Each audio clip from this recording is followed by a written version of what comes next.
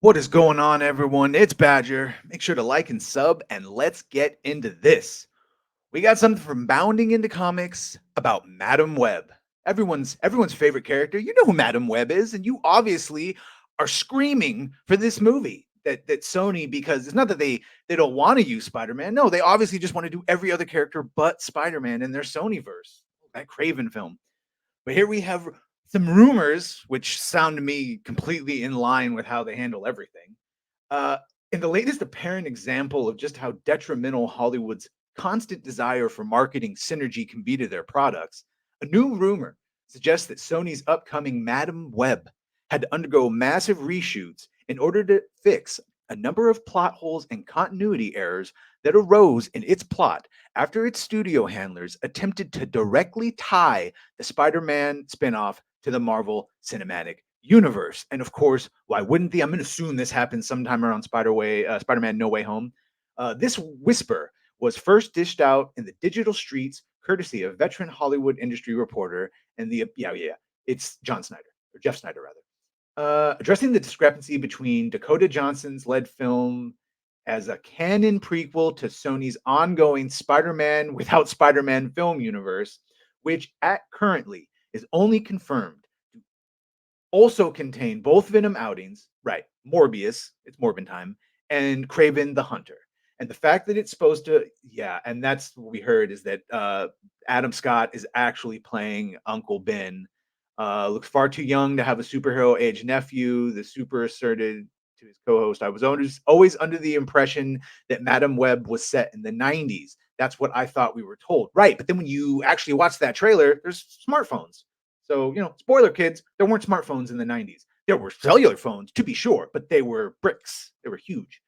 To this end, Snyder explained that thanks to the film being set just a few decades in the past, the film's production team thought for some reason that Andrew Garfield was going to be Spider Man in that world. Not that he was going to be in the movie, he clarified. So, what Adam Scott was playing the Martin Sheen version of uh, the Martin Sheen version of Uncle Ben originally, which would also make whoever's playing Aunt May is supposed to be the Sally Field version from the Andrew Garfield universe. Okay.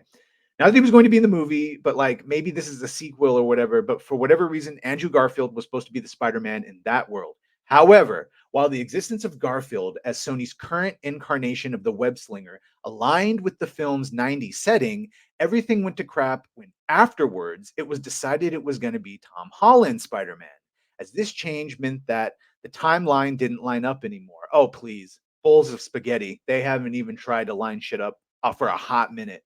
As such, Snyder then revealed, I heard that the reshoots for Madam Web, the latest reshoots, which I thought they were up to something else, but I'm told the reshoots were actually to remove all the 90s references from the movie because someone fucked up on doing the math as far as like Tom Holland's age would actually be this or whatever it was. In the 90s, probably not born.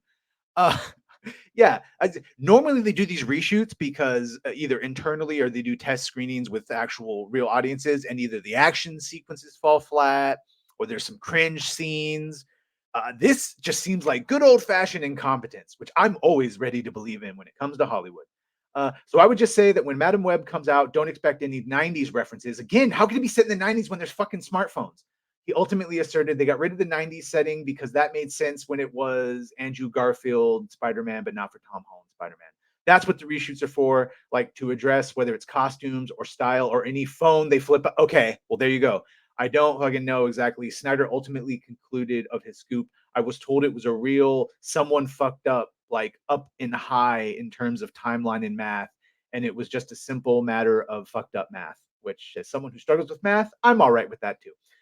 Should be noted that despite all of his indications to the fact, Snyder did not specifically confirm whether or not Madam Web will indeed feature Holland's Peter Parker as its resident wall crawler, or in light of this timeline debacle, they will cut any webs connecting. I see what they did there to the film to a specific Spider-Man. Yeah, no, they should be so fucking lucky as to get Tom Holland as or anyone as Spider-Man. Again, a whole universe built around Spider-Man with no Spider-Man in it. That's not gonna last long. You better do something quick on that. I They should have just kept Andrew Garfield, especially when, like, a hot take, he was the best Spider-Man in No Way Home. He got all the best catharsis moments. Yes, Toby was good, but he played it super stoic. It's like the elder statesman. And while he had a couple of good lines, Andrew got a lot of the meat, getting to save, MCU, MJ, and some, yeah.